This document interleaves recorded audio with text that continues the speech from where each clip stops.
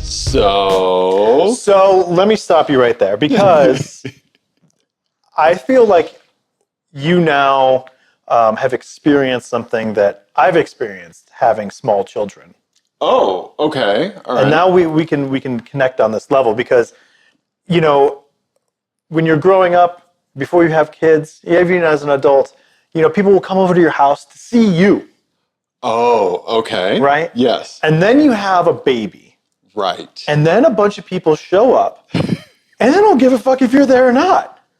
The way that I would be for someone else's pets. Correct. Yes. Okay. They're like, yeah, move. I'm here to see the dog. I'm here to pet the dog. Uh-huh. Mm-hmm. And today, you got a little taste of that. I did. Because I came over to your house. I'm in your house right now. Uh-huh. And frankly, I don't care to see you. I gave you a condition. I said, like, yes, you can come over to see the GSF if you sit down to do a show with me. Exactly. Yes. Exactly. But notice what we did first. We did see the GSF, right? Because you didn't want me to be like, oh, the show's run long and it's time for you to go. Yep, absolutely. Right? I am very glad that I came over. I'm glad you came over too. That car is amazing, Dave. You did good. Well, thank you. I think that, you know, again, credit to my wife for inspiring me to seize the day because life is short. Mm-hmm. It's wild that I have a chance to do this. Yeah. Like I was telling you, like it is not something that's very accessible to me, but like just by the tips of my fingernails, I could acquire something like this. Yeah. Yeah. I don't know. Like I'm getting more comfortable with the car. Mm-hmm. You know, I've driven it up to Frederick and back a couple times because, you know, they did the alignment on it after I put it back on stock springs. Right. My wife and I drove up there yesterday because she's looking at a new RX 350H, which I think the 350H is actually better than her older 450H. Okay. Lexus actually did a really good job with the 350H, but she had also never been to Waffle House in her entire life. Unacceptable. Well, we fixed that problem yesterday. Okay. Yes. So I grew up going to Waffle House with my dad when I was a kid. My mom would never go because she said it was filthy. Right. And it's like, that's part of the whole thing. Right. Yeah, that's part of it. And also, it's filthy in the places where it's okay to be filthy. Right. It's clean in the places where it needs to be clean. Yeah, absolutely. And I never really went until, because I grew up in the north and we didn't really have Waffle House. We had Bob's Big Boy. Yeah. And we had Perkins. Yes. And we had, you know, all the other ones. But like, so in my 20s, that's when I went to Waffle House for the first time. Sure. I was like, okay, this is really good. It's the best. It's so really great. Good. Yeah. Okay. Yes. Let's rank, because I actually had this conversation. The other week. Okay. Let's focus on what's important here. Diner chains. Yes. Okay. Right. So that would include like your Denny's, your IHOPs, your Perkins, your Big Boys. Where do you go? Waffle House number one. I'm with you. Yes, yeah. Waffle House number one. Yeah. Obviously. So I'm a breakfast 24/7 person. Me too. I can eat breakfast 3 meals a day and not have any issues. Yes, I agree. Right. Yeah. So Waffle House. And that's a long shot. Like second place, in my opinion, is real distant. I agree. I think you're right because I think it's Waffle House, whatever local diner. Yes. You land at. Right. Right. And then for me, Perkins. Okay. Yes. I go Perkins next. Yeah. Perkins was our post-high school haunt. Yes. Like that was where we would normally go to like meet up with other folks. Like, yeah. I had a lot of late nights in 24-hour Perkins restaurants as well, like playing chess and eating grilled cheese at 2 a.m. and, you know, whatever. Exactly. Yes. So Perkins for me, second. Yes. And then it gets real dire, real quick. Right, because we're not looking for Denny's, IHOP, Village Inn, like... Oh, I forgot about Village Inn. Okay, so I'd go... So did society. Yeah. So I would go probably Waffle House. Right. Perkins, Big Boy. Okay. I think Bob's Big Boy is good. Yeah. And then maybe Denny's. Uh-huh. IHOP, Village Inn. Okay. Yeah, I'm thinking Waffle House, miles of distance. And then like the local diner, like you said, that's like the number two choice, right? Usually. And then I think I might go IHOP more than Denny's. Okay. But I haven't been to a Denny's for a long time. Okay. Although I really do like saying Rudy Tooty Fresh and Fruity. That's true.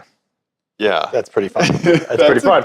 That's a good menu item name. Yeah. Yeah.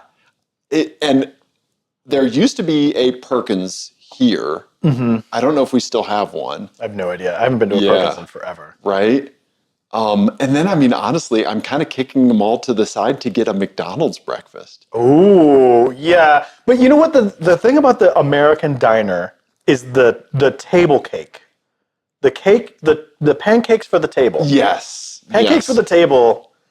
A pancake as like a shared plate, I think is one of the more beautiful communal experiences you can have as an American. Right. Everybody get in here, get it while it's hot. Yeah. You know? Yeah. Yeah. Like round of table cakes. Yep. At Waffle House yesterday, my wife and I shared the waffle. Right? Yeah. Yeah. Yeah. Waffle or cake, either one, in the middle of the table while you eat your eggs over here. You don't get syrup on your eggs that way. Which I'm actually okay with. Oh, I don't like that. I don't like that. But you would never do that with French toast. You'd never be like, French toast for the table. Like, this is my French toast. Get the fuck out. Yeah, no, absolutely. But a big waffle or a pancake, a short stack of pancakes for the table. Yeah, that's just being friendly. That's just getting this party started, baby. Yeah. Yeah. Do that? Yeah. Absolutely. So, we had her very first Waffle House experience. And then we were talking last night about how you said that, it was like a 10 a.m. Waffle House experience versus the 2 a.m. Waffle House experience. Right. Because there is having your first Waffle House experience, then there is having your first Waffle House experience. Correct. Right? Yes. I feel like her record has an asterisk next to it. Yes. She's had Waffle House technically. Technically, she hit those home runs, but we all know she cheated by going daylight hours. Yes. Yeah. There is daylight is a performance-enhancing drug for Waffle House. There is a attached to her Waffle House. Yeah. Rider. Yeah. So I was telling her, I personally have never seen a fight in a Waffle House. I've never seen anything crazy in a Waffle House myself. Yeah. I think like the social media kind of like showing Waffle House kind of getting unhinged after dark. Yeah. Like really came up like way past when I was haunting Waffle Houses at 2 a.m. in Missouri. You know? I've definitely seen some stuff at a Waffle House. I mean, I've seen multiple people asleep on the bar at Waffle House. Okay. And I have seen someone get kicked out of a Waffle House. Shit. And get in a shouting match with a line cook, which I can't imagine a worse. It's like heckling a professional comedian. Right? Yes. Like, you're not going to do well. You know what these people do for a living, right? Yeah, exactly. It's just not going to go well for you. There's no way you, like, Bill Burr turn that audience as the person getting kicked out of, right? Remember that Philadelphia show? The Philadelphia show, yes. I know exactly what you're talking about. Anybody who doesn't know what we're talking about needs to look up Bill Burr Philadelphia because he shuts down an entire stadium of people that were heckling. Like booing. He was getting openly booed. Yeah. And then he turns it around. This is like 10 years ago or something. Right? Yeah. Yeah. You're right. Once the Waffle House staff has turned on you, there's no getting it back. Right. Yeah. And the benefits of being on the good side of the Waffle House staff, those are great because every now and then, extra food is accidentally made at Waffle House. Correct. This is a thing that happens not that infrequently. Yeah. And guess what? If you are a regular, you tip well, whatever, they just bring you extra food because they have to throw it away otherwise. Yeah. You know? I like how we started the show with full intentions of talking about cars, and we've done a solid 20 on diners and Waffle House. Well, I think Waffle House and car culture, I think, really belong together, though. Yeah. Like a picture of your car in front of a Waffle House sign or a 7-Eleven, like there's just something like a little bit extra about like the lighting, the fact that it's a Waffle House or a 7-Eleven, right? Like gas station lighting hits fantastic because like there's that like crazy even light coming down, right? Like straight down. So the nighttime gas station lighting, Waffle House, like the iconic sign. I mean, yeah. Here's a question for you, I think. Okay, bring it back to the GSF because as far as backdrops go, there's also the idea, I think, that it gives you a little extra cred. Right.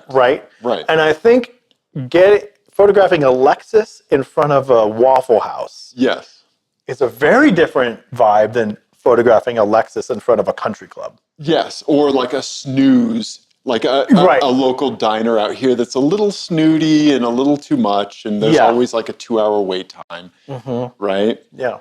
I think it gives you a little extra grit. Yeah. I like that. A little extra street cred to be in front of a Waffle House rather than something a little like fancy. Right. Like I'm not paying. There is no mimosa here. Right. I'm man of the people. Right. I'm not paying $12 for eggs. Thank you. The only way you're making a mimosa at Waffle House is if you sneak in the booze. So I should say, it's not that there aren't being mimosas made. It's that there aren't mimosas served. Purchased. Correct. There's no mimosas being purchased. There are definitely mimosas being consumed. Right. But, man of the people, right? All right.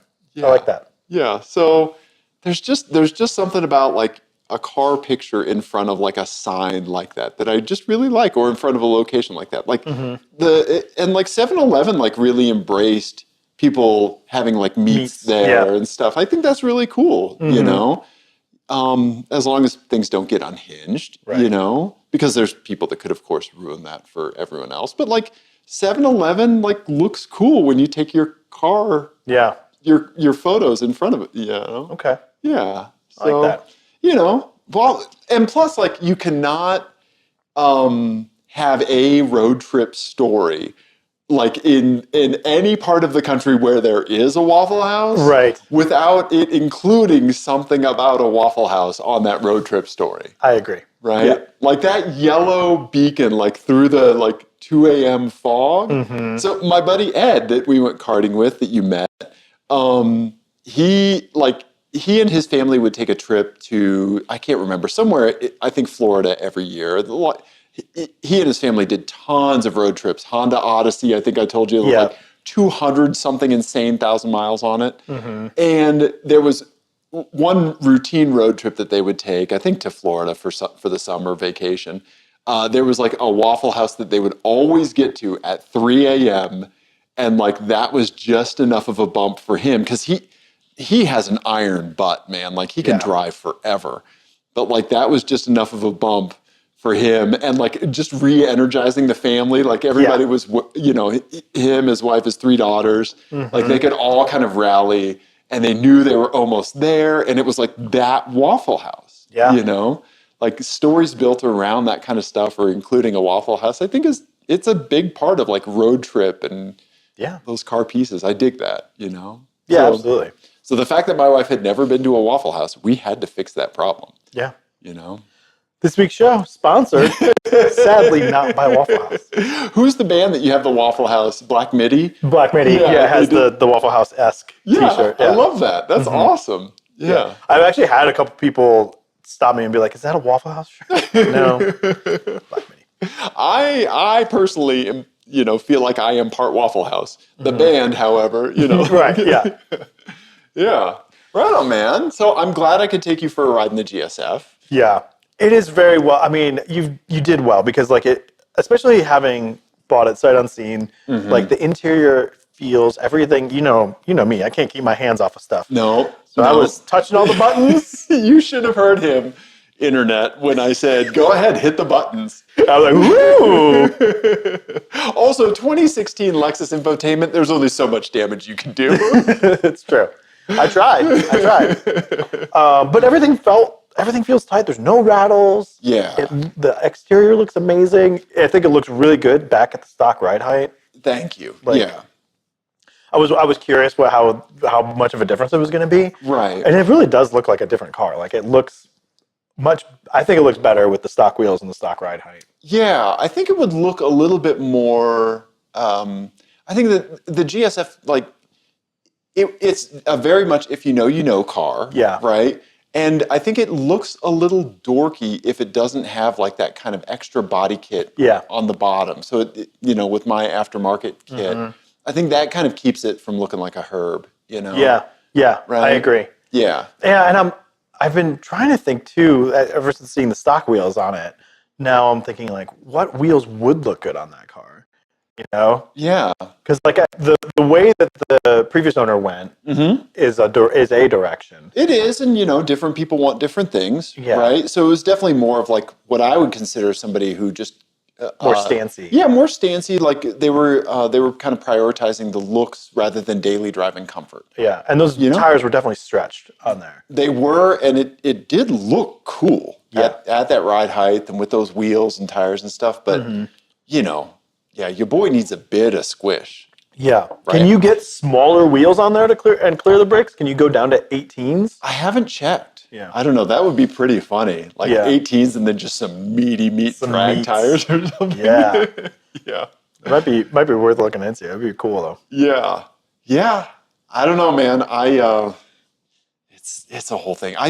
I'm very intimidated by the car. Like you and I, like we were talking because there were some plans that kind of had to get rearranged this morning, and you had proposed like you and I doing an episode in the GSF. And I told you that I don't think I'm comfortable enough to like drive. Like my nerves are still too high. I can tell. Right? I can tell. Yeah. I can. You can.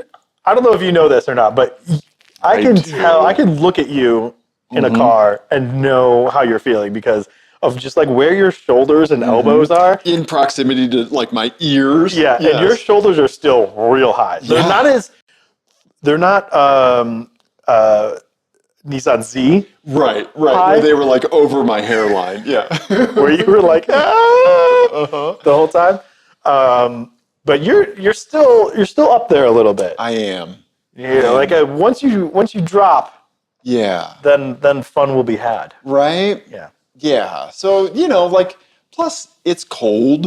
It is cold. I have some giant meaty tires on it. Yeah. I know that Luther did not do well in the snow and stuff like that. Like, so also this is the first car that I've ever had where like, if I don't respect it, it could fucking kill me. Yeah. It could, like, it would bite you. Yeah. Right. Like if I was a dingus, I could drive it off the side of a canyon. No problem.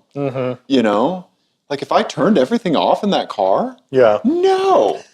Yeah. Did I tell you about expert mode? No. So there's like, you have like your sport. Sport and Sport Plus. Yeah. Right? Sport and Sport Plus, Sport Pro Plus, like an iPhone model. Yeah. Sport and Sport Plus.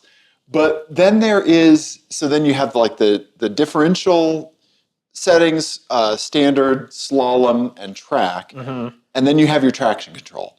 And like I've read the manual a couple times about this part, mainly because I wanted to make sure that like when I went over to Sport Plus, like it wasn't turning off shit. Have I already told you this? Okay. No. Yeah, it wasn't turning off shit that I wasn't ready for it to turn off. Right. Like I want to know what's really happening. And so not that I thought it would, because that would be really weird, but like just on the off chance, right? So thankfully it doesn't. It keeps like all the traction control and stability control and all that stuff as it is.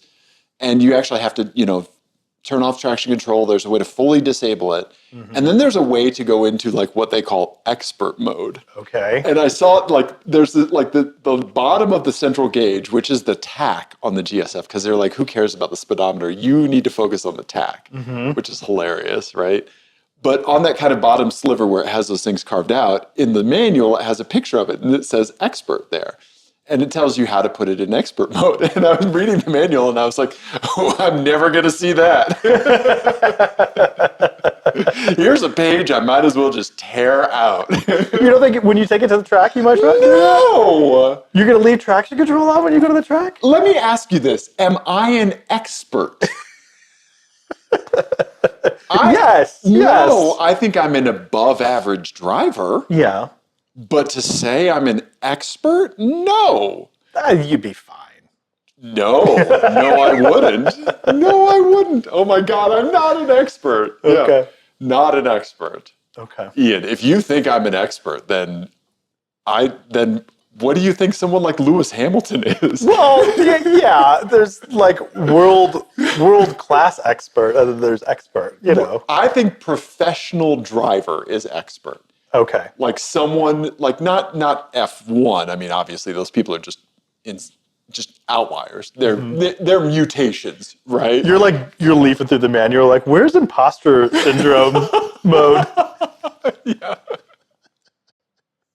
That's what I need. I need imposter syndrome mode. Yeah. Where it actually turns everything off, but it's like, oh, I'm doing so much for you. It does the opposite.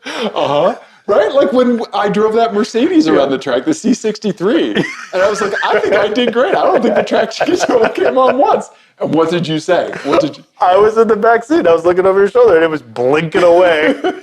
You were like, Dave, it never turned off. It never stopped blinking. Straight line blinking. I will never forget that because it was, we came out of the pits and all through pit exit and turn 3 and halfway down the straight, it was just, so angry, blinking. Yeah. But that car was stupid. Sure, yes. That had like at least 200 horsepower more than the GSF. And your driving has come a very long way since then. I would say both of us. Yes, it has, for sure. Yeah, because that was a long time ago. That was a very long time. But still, I'm not an expert, Ian. But it doesn't mean expert. It says expert. Of course it does. Of course it does. It also says sport. It's a 4,000-pound sedan. You tell me if that acceleration was sporty or not. The acceleration is sporty, Okay. yes. Okay. But like, sport, right? I mean, sport is a relative term, and expert is relative here, right? It's not like, it doesn't mean... Do you know what this is? You know what I'm going to say right now. You do, right? No. Okay. I don't think it's going to go well for me, though. Well, I think you and I will walk away from this conversation with two different ideas of how it went. Okay, we've had this conversation before in another form. Okay? You 1,000% think you can land the plane. I knew you were going to say that. But I do think I can land the plane. I know you do. The expert setting on my GSF is the exact same thing. No, I don't think so. Because, I think I could land the plane with instruction. Yes. So I would not say that I'm an expert. I'm not saying you think you're a pilot expert. No. But I think that like you're looking at a thing and saying, I could do that. I could manage that. Yeah. And the expert settings, I think you're looking at that and saying, I could manage that. Yes. Right. I think confidently so. Yeah, I think we've both driven cars with around that same power level with traction control off, and we've been fine. Have I, though? When have I turned traction control off in something that had over 450 horsepower?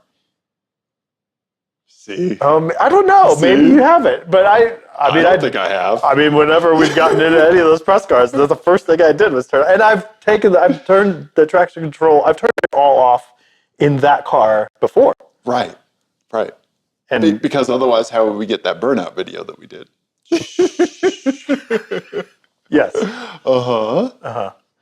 So, and I was fine. I didn't crash anything. I like that that's your barrier. Well, but I mean... The demarc. Yeah. Well, but what would convince you that you could turn it off? I think that time and experience would allow me to turn off. Like if I had an open track or a skid pad or something like that, where it's like autocross, where it's like, okay, I know in these conditions with this set of settings, the vehicle is going to do this when this is happening, right? I have no basis of knowledge for that. On top of that, like I'm coming from sedans that are super slow to react. Right. That's true. Remember when we did that snow donut in the Infinity and it took like a week to make a full circle? It was so weird because we came out of my car and into yours, and it was so slow. It was like a city bus doing a donut. Yes. Yeah. Yeah. And then my only other experience is like that. I feel like I am a decent front wheel driver. I feel like my driving style adapts more to front wheel drive than it does rear, right? You know, like I'm very like binary. I'm big with inputs occasionally. Right. You'll toss it in. Yes, Yeah. I'm a hucker. Yeah. Right? Yeah. Hucker. Yeah. You know. Yeah, and so I feel like in the areas where I've been like comfortable before, don't really track to this car. Right. You Okay. know? That's fair. Yeah. Yeah. Expert. But they just call it that. It doesn't mean anything. God. It just means it's off. They just call it that, and then there's 2 pages of disclaimers. Well, of course there is. Of course there is. See, the difference between you and me is I would read the manual just long enough to figure out how to get it into that mode, and I wouldn't have read anything past there. Right. You'd see like orange, because all the disclaimers are like in orange boxes with black text, like a warning sign to contrast with the white pages of the manual. Right, I'd be like, skip that. I don't need that. This is like how like in our head we just used to filter out like, or we do, like we filter out ads, inline ads on websites. You just filter out disclaimers, warnings. That's a very good analogy. That's a really good analogy. Yeah, I mean, that's you. Yeah, it wouldn't even cross my mind to read them. There are literal pages in that manual where a disclaimer starts at the top of one page and finishes on the back of a third page. Oh, God. Yeah. And I would just be like, skip these. How quickly can I get through these? Yeah, I used to, like, every now and then I'd find a PDF of Top Gear magazine, right? And then I would just edit out all the ads and save it as a PDF. Yeah. And, you know, it turns into like a 16-page document where it was like 59 or 110 before, right? Like, yeah, so like your version of the manual, just with all that stuff ripped out, is like the quick start guide. Yeah. How to have fun. Yeah. Yeah. So how did it feel riding passenger seat, knowing that you're just getting the day, like you're getting the experience of the GSF, but you're getting it through me interacting with the GSF. Right. I'm getting all of the disclaimers. Yes. Right. No, it still feels very fast. Right. And those seats are amazing. Oh, they're so nice. And it feels very solid. Like it feels pretty direct for a big sedan, big Lexus. Like, yeah, it felt great from the passenger seat. Okay. I'm still very excited. I'm very excited for you to take it to the track because I really want to ride shotgun with you at the track. That'll be a lot of fun. Yeah, because I do think we're going to see some real big numbers on the back straight. If you can get a good exit out of 2, man, that thing's going to be a rocket ship down the back straight. On the simulator, I hit 139 on the back straight. And I was doing a 156 lap, but you know, like that was 136. You said 156. Oh, 156. Yeah. Oh, 156. Okay. Oh, Jesus, a 136 lap at High Plains? Yeah. Oh, 156. That's fast. Yeah. Right? Yeah. You must have heard 230. I did. For some reason I heard 236 and I was like, oh, that's just not that fast. Well, when have I ever given you a number that started with a 1 for anything I've done at High Plains? That's true. Yeah. That's true. I mean, I've never done it. I mean, I haven't driven the simulator, but sure. Yeah. But yeah, I've never done anything sub 2 with High Plains. Yeah. Like a 210 is like my fastest, I think, around that. And that's really quick. Yeah. That was in that Miata. So. Yeah. Anyway, thank you for coming over to shove me aside and just insist I put you in the GSF. Yeah. And thank you one interesting thing about this car is that like and we need to have this guy on the show. It's that guy, Scott, that does all those videos of like each VIN that goes on sale. Oh, right. Okay. Right. So I'll reach out to him and get him on the show because we definitely got to talk to him because he's bought a second Okay. GSF. He bought like the cheapest one with a valley plate leak and over 100,000 miles. Okay. And he has like that crazy mint orange one. This is gonna be fun when you tell him which VIN you have, and he goes, "Ooh, about that one." He's going to ask, I know he's going to ask, did it come with all the OEM parts? And like, what have you done? Right? Yeah.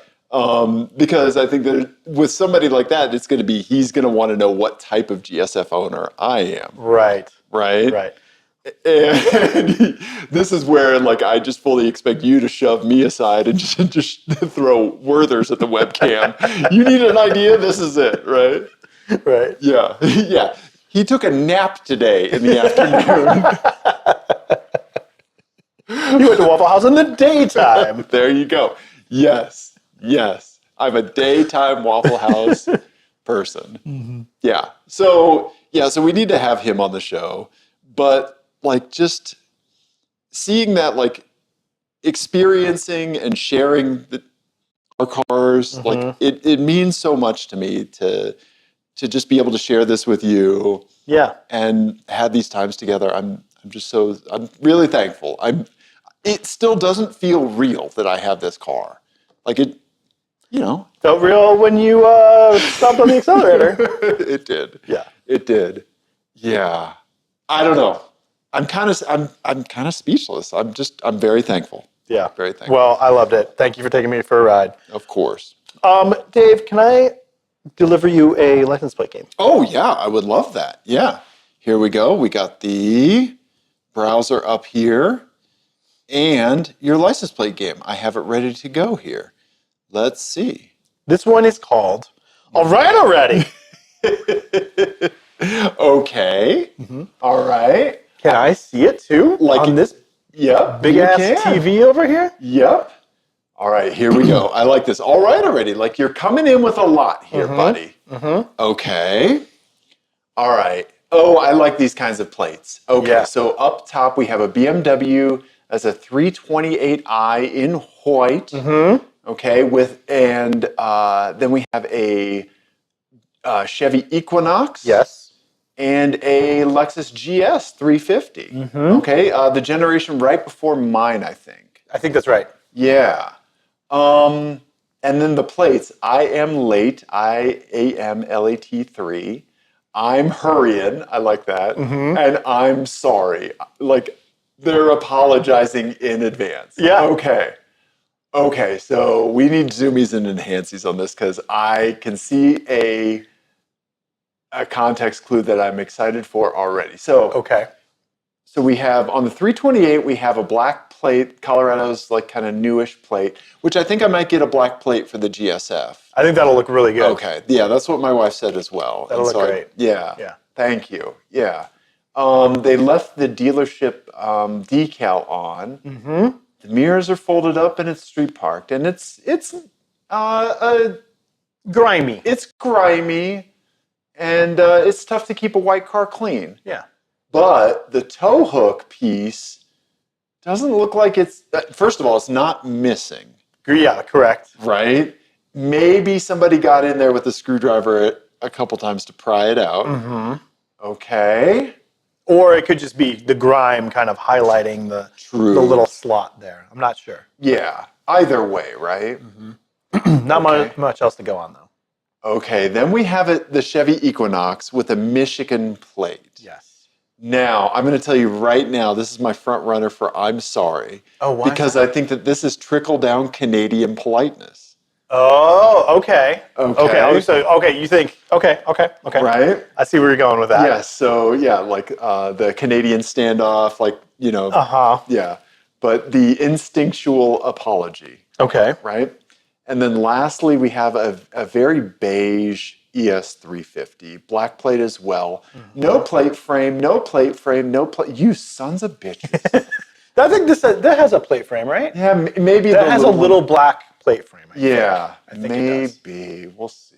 Okay, we'll see about that. Oh yeah, I think, did you take this one? I did, yes. Yeah, I was going to say, those are your all-track headlights, it is, right? Yeah. Okay. Yeah. Okay.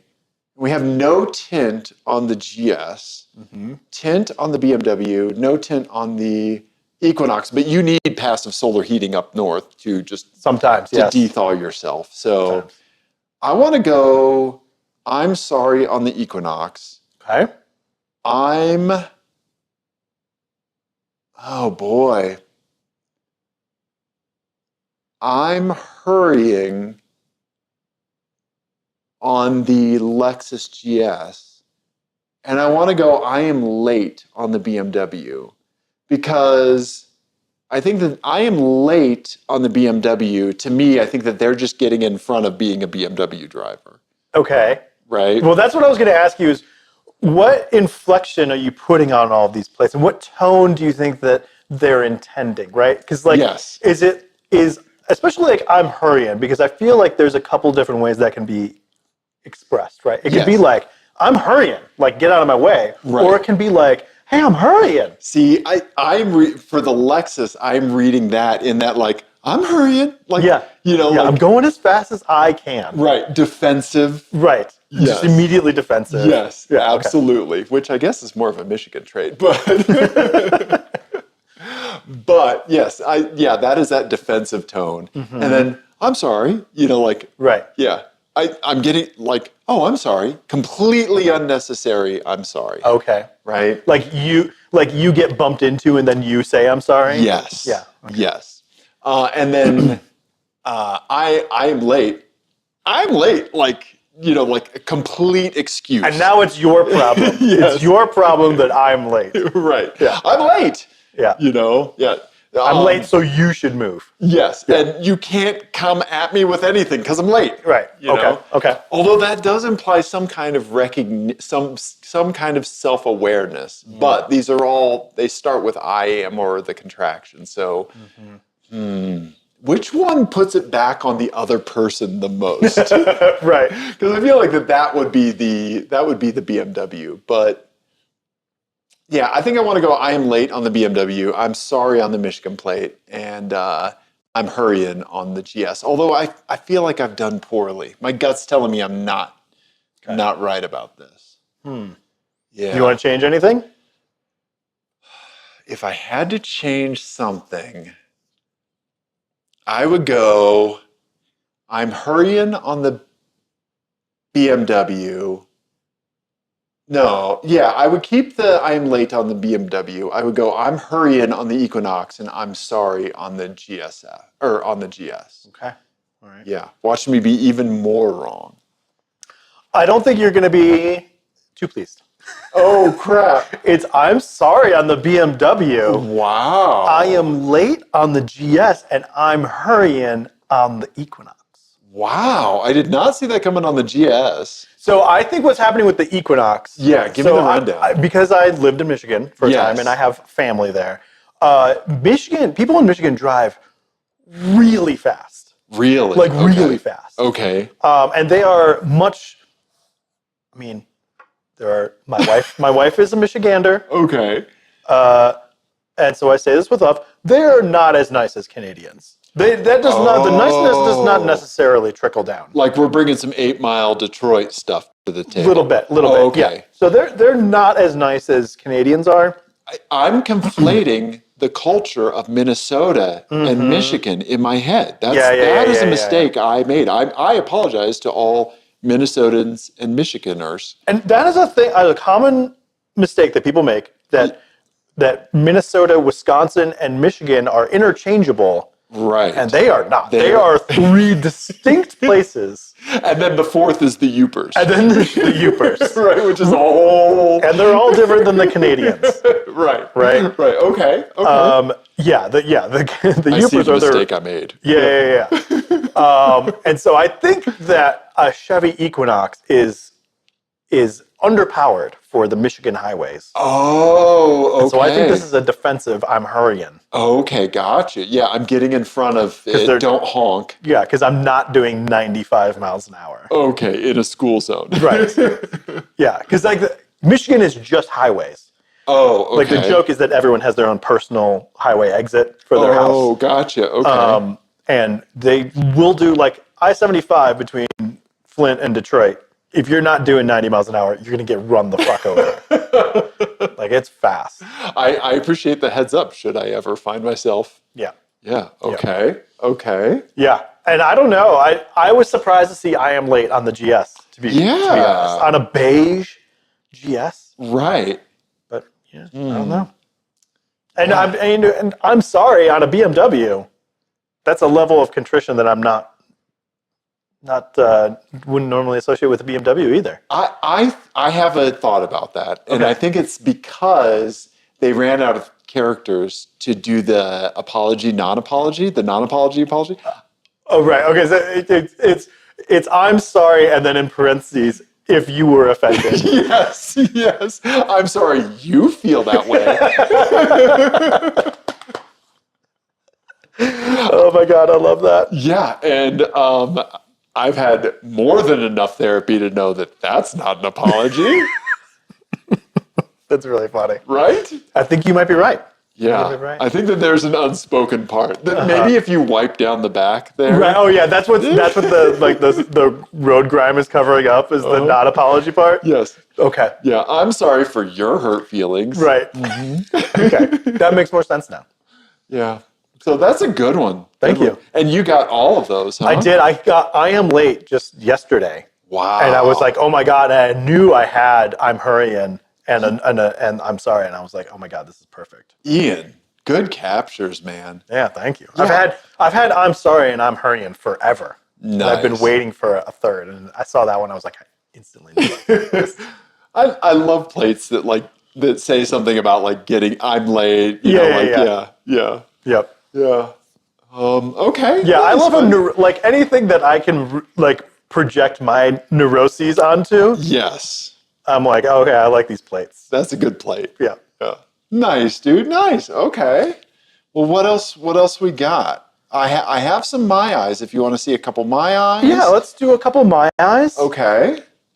All right, let's see here. So I have our buddy Mark saw a really cool like Land Cruiser kind of truck when he and his wife were traveling. Check this shit out, man. Look at that. Oh, that's beautiful. Right? Oh, and it's for sale. Oh, it is. I didn't see that. Yeah. Ian, call the number. I know. So it's gorgeous. Yeah, so this is like a classic Toyota Land Cruiser, but a truck version. Yeah. Which I didn't know was a thing. I don't know. Maybe this is a custom thing. Yeah, I mean, it looks pretty factory, right? Yeah, it looks beautiful. I love that green. Yeah, it's in like a really nice dark green. It's also in a great set. We were talking about like great backdrops for your car. Right. This is like a perfect, like up in the mountains, woodsy sort of thing. Yes. Yeah. Here, Mark sent us a second picture of it from the back. Here you go. Beautiful. Yeah. Toyota stamped tailgate. And then there's a little Geo Metro with a big roll bar. Is that right? Close.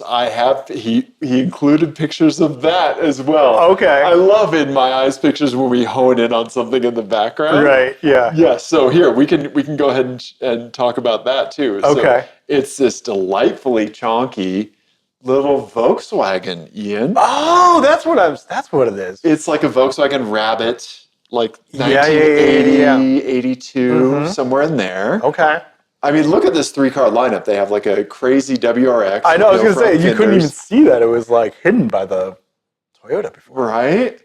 Look at the light bar on that. Yes. And then this just adorable chonky VW. This is an unhinged car collection.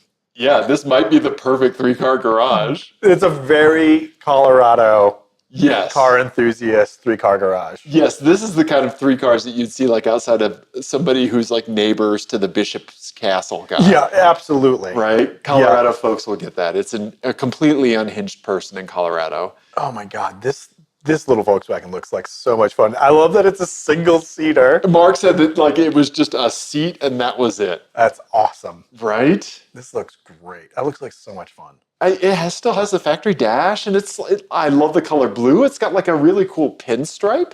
Look at the pinstripe. Yeah. Yeah. This thing must weigh nothing. Oh, this is one of those cars that you'd see like on Instagram or something where people pick up the rear end of it. Yeah. Right? It must be so much fun in the mountains. Oh, yeah. Yeah. Oh man, you can see in the background too. Uh-huh. Like there's a spare tire over there, and then Yes. is that like a welding? Is that a welder? Those are some kind of fluid pumps. So maybe is that what it is? Maybe gasoline or something But like there's that. definitely like track day materials back there. Yes. Like those bins, I guarantee those are track day materials. Yeah, there's another wheel back there. Yeah. Yes, and then the big magnet on the rollers to pick up Oh yeah. so you don't get flat tires in your driveway. Yeah. Oh, he's got a bunch of woodworking equipment, so maybe that's Yeah. interesting. I have the magnet on a stick. Get one of those from Harbor Freight if you have a garage, you do anything like that, because they are worth it. Yeah. And then my move, I'm sure everybody knows this. You either get like the big gulp cup or whatever plastic cup, like the magnet fits into snugly. Yeah. And then you sweep the floor with it, and then you just pull the magnet out of the cup and everything falls off, and you don't have to pick all the little tiny grit. Oh, that's a great idea. Especially if you have like little shavings and stuff like that. Yeah. Either that or like one or two like super heavy duty like Ziploc freezer bags. Yeah. And a rubber band over the end of the magnet. Yeah. That's the way to go. That's super smart. That's because I've picked a lot of stuff off the bottom of those magnets before. Yeah. That's my pro move. And some of those roller magnets have like a plastic thing over them that you just you pull away when it's over a trash can. Yeah. Can you go back one picture? Yeah, to sure. The front view? Yeah, you bet. Because then I have a question for you. Yes. FMK. Oh, there we go. Yes. So I am marrying the Land Cruiser truck. I am killing the Subaru. Okay. And I am definitely effing with this chunky little VW. If it had two seats, it would be a marriage material. Okay. Yeah. I think I'm going to marry the Volkswagen. Oh, I can see that. Like, it looks like it's so much fun. It does, right? Like, it's got to weigh absolutely. It must be so much fun on a canyon, on a back road. Right? You must be able to carry so much speed. Oh, yeah. No. Right? I can't even imagine. And, okay, here's a picture of this. For you and me in the Volkswagen, let's say we put a second seat in. Yeah. We somehow mount mountain bike racks on the back of it. And we just take turns doing shuttle runs. Yes. Right? Because... doing Top Gear races. Yes. It would be very debatable as to who is having more fun. Yeah. Like bombing a fantastic, like, nice downhill single track. Yeah.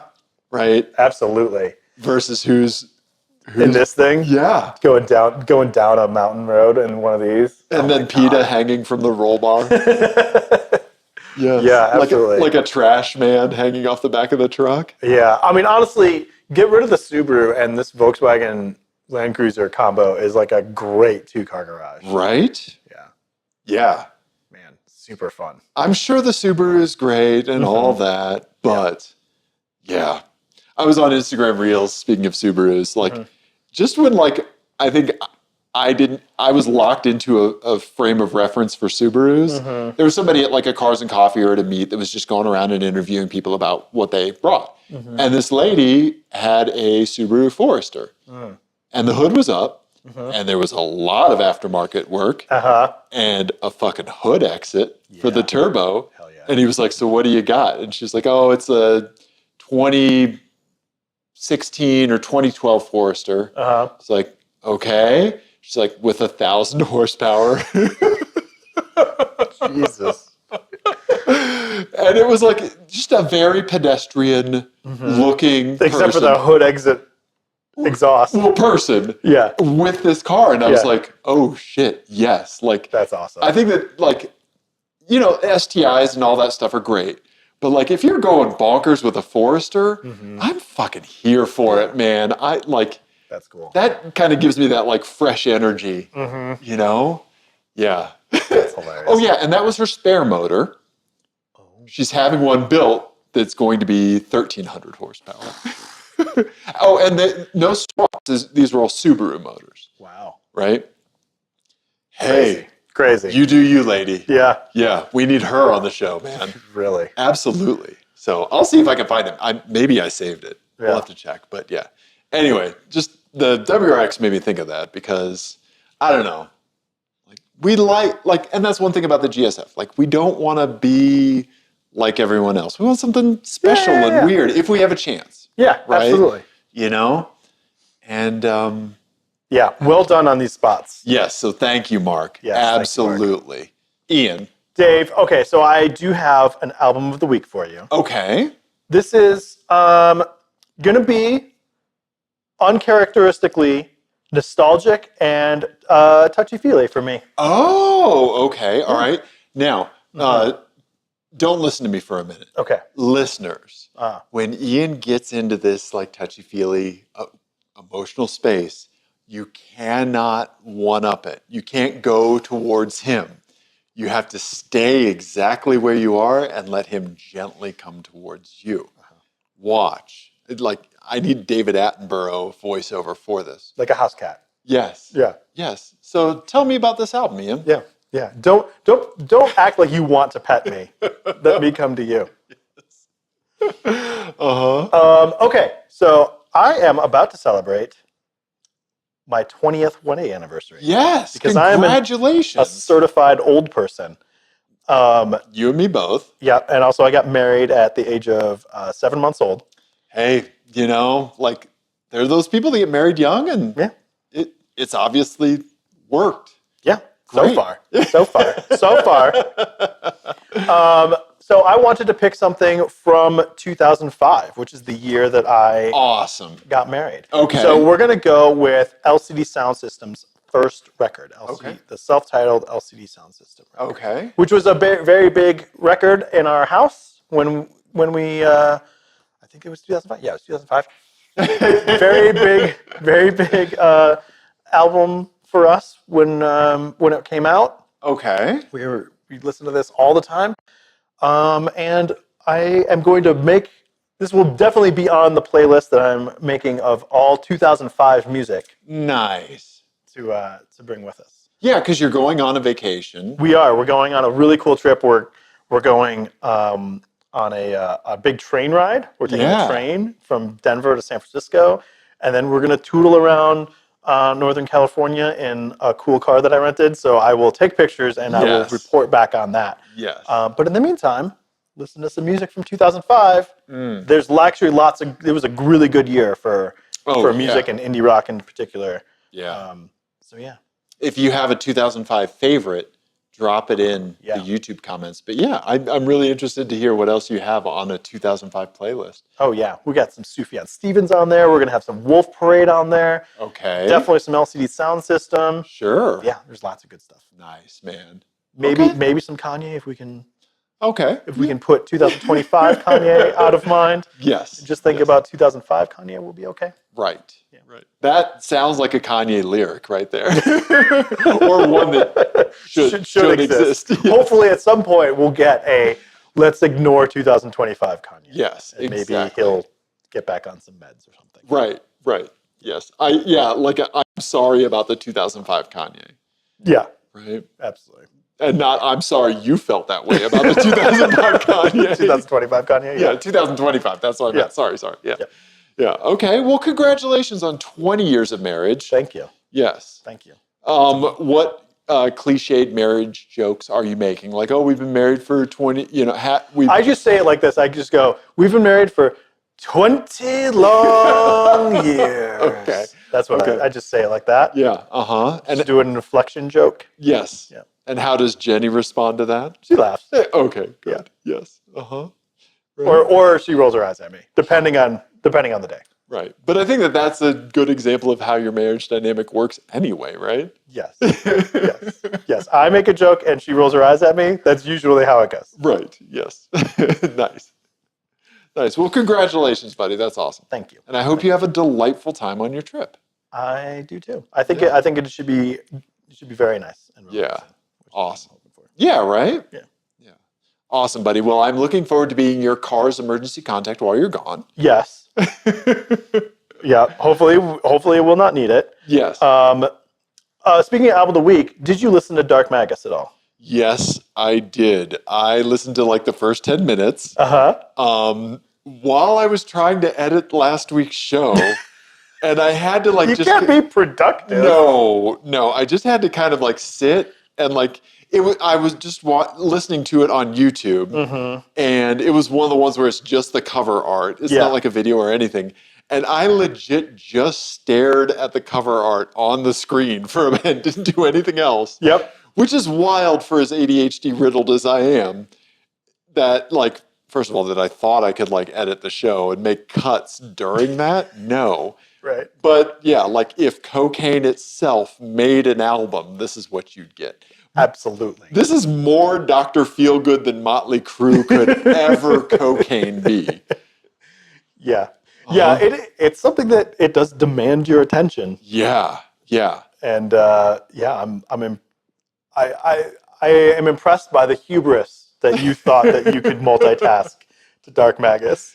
Honestly, I think I would put it in a similar vein as like the live Autechre shows. Yeah. Where it is coming at you, it kind of doesn't care where you're at. Yeah. Like, this is happening, you can either like... Yeah, we're not coddling the audience here. Right. At all. We're doing whatever the fuck we want. Right. There's no requests. No. There's no banter. Nope. Yep. Nope. Well, and if you read the thing, I mean, like, I think he faced away from the audience for most of it. He barely played his trumpet. He played an organ for most of it. I mean, he's known as a trumpet player, right? Like, and he barely played trumpet. So, it's a very like moment in time thing. Yes. And you either get it or you don't, and each are equally valid responses. Exactly. Just like the audience, just like everyone else that was somehow interacting with this. Yeah, totally. Yeah, so thank you for that. Yes. You're welcome. And I will tell you, I've never listened to a full LCD Soundsystem album. Oh, okay. Yeah. I think this is a good place to start for you, actually, because I think this is the most bleep bloopy of all the records. Yes. Especially the second disc of this. So there was a first disc and a second disc that was like all their like singles and nice. B-sides and stuff that came out before this record. Okay. And those have remixes on them that are really good and are a little bit more bleep bloopy. Okay. But I think you'll dig this. Okay. It's very good. Okay. And it rewards headphone listening too. Yeah. Like his judge of sound is like just amazing. Awesome. So yeah, you'll like this. Nice. Okay. Right on, man. Yeah. Yeah. Links in the YouTube description for sure. Yes. And chime in with your favorite 2005 album. Yeah, there's lots to choose from. I went back and forth between a couple of them. So yeah.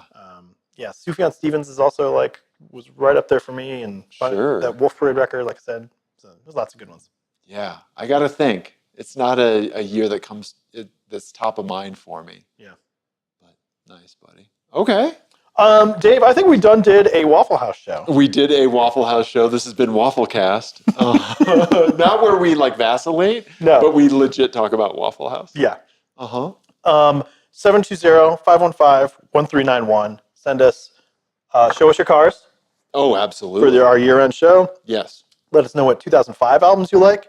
Mm-hmm. And just, leave us a voicemail if you want. Whatever. There you go. apexadjacent@gmail.com. Everybody, thank you.